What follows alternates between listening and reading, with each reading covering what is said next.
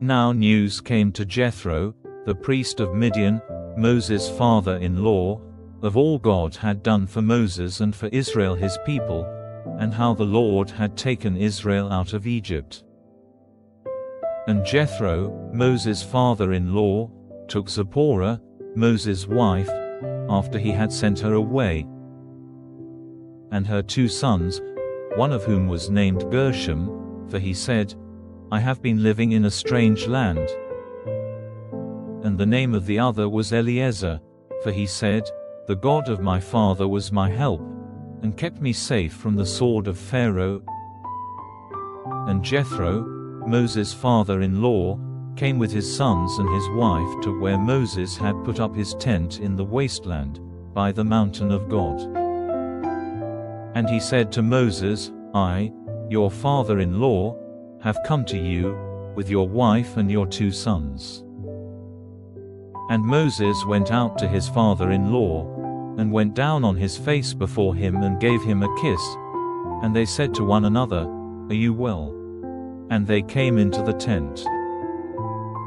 And Moses gave his father-in-law an account of all the Lord had done to Pharaoh and to the Egyptians because of Israel, and of all the troubles which had come on him by the way, and how the Lord had given him salvation.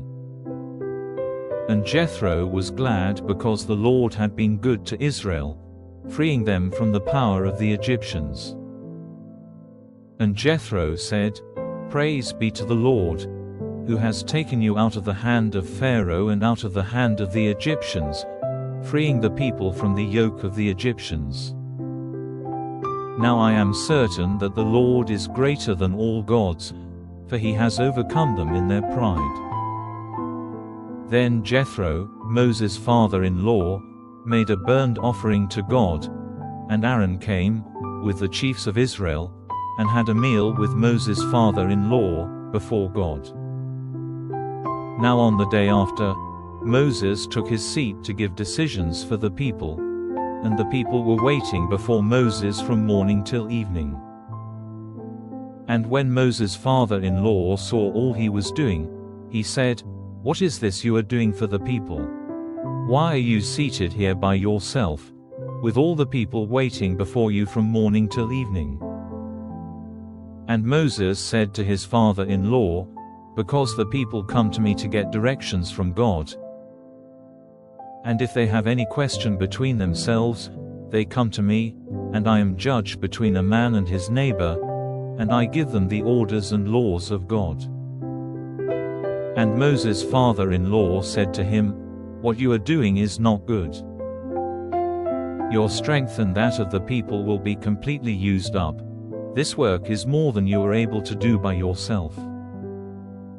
Give ear now to my suggestion, and may God be with you. You are to be the people's representative before God, taking their causes to him, teaching them his rules and his laws, guiding them in the way they have to go, and making clear to them the work they have to do. But for the rest, take from among the people able men, such as have the fear of God, true men hating prophets wrongly made, and put such men over them, to be captains of thousands, captains of hundreds and of fifties and of tens, and let them be judges in the causes of the people at all times, and let them put before you all important questions, but in small things let them give decisions themselves. In this way, it will be less hard for you, and they will take the weight off you.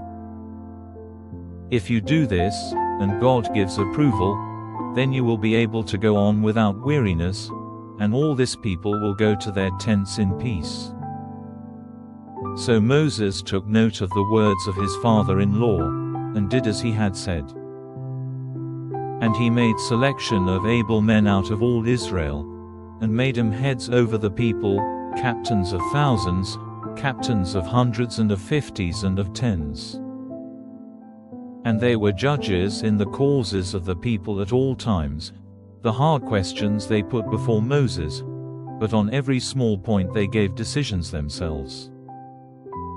And Moses let his father-in-law go away, and he went back to his land.